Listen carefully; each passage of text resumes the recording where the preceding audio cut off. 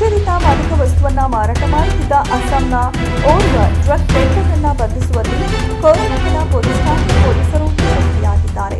Koramangala police ಠಾಣೆಯ ವ್ಯಾಪ್ತಿಯಲ್ಲಿ ಅಪರಿಚಿತ ಓರ್ವ ನಿಷೇಧಿತ ಮಾದಕ ವಸ್ತುವನ್ನ ಮಾರಾಟ ಮಾಡುತ್ತಿರುವುದಾಗಿ ಮಾಹಿತಿಯನ್ನು ಪೊಲೀಸ್ ಇನ್ಸ್ಪೆಕ್ಟರ್ ರೆಡ್ಡಿ ಅವರಿಗೆ ಲಭ್ಯವಾಗಿದೆ. ಕೂಡಲೇ NDPS ಕಾಯ್ದೆ ಅಡಿಯಲ್ಲಿ ಪ್ರಕರಣವನ್ನು ದಾಖಲಿಸಿಕೊಂಡು ಮಾರಾಟ ಮಾಡುತ್ತಿದ್ದ ಸ್ಥಳದ ಮೇಲೆ ದಾಳಿ ಮಾಡಿ ಡ್ರಗ್ ಪೆಡ್ಲರ್ ಅನ್ನ ವಶಕ್ಕೆ ಪಡೆದುಕೊಂಡು ವಿಚಾರಣೆಗೆ ಒಳಪಡಿಸಿದಾಗ ಮಾದಕ ವಸ್ತುವನ್ನ ಮಾರಾಟ ಮಾಡುತ್ತಿರುವುದಾಗಿ ಬಾಯ್ಬಿಟ್ಟಿದ್ದಾರೆ.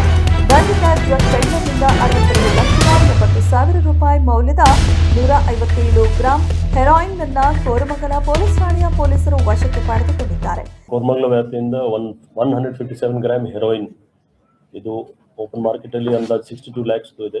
ಇದರಲ್ಲಿ ಒಬ್ಬ ಆಸಾಂದಿಂದ ಒಬ್ಬ ಆರೋಪಿ ನಾವು ಅರೆಸ್ಟ್ ಮಾಡಿದ್ದೀವಿ. ಆ ಏರಿಯಾದಲ್ಲಿ ಅವರು ಆಸಾಂ ರಾಜ್ಯದಿಂದ ಕೆಲವರು ವಾಸ ಮಾಡ್ತಾರೆ, ಅವ್ರಿಗೆ ಸಪ್ಲೈ ಮಾಡ್ತಾ ಇದ್ರು. ಬಟ್ ಇನ್ನೂ ಅವ್ರದ್ದು ಬ್ಯಾಕ್ ಎಂಡ್ ಮತ್ತೆ ಎಲ್ಲಿಂದ ತಂದಿದ್ರು ಅದ್ರ ಬಗ್ಗೆ ಮಾಹಿತಿ ತೆಗಿತಾ ಇದ್ದಾರೆ.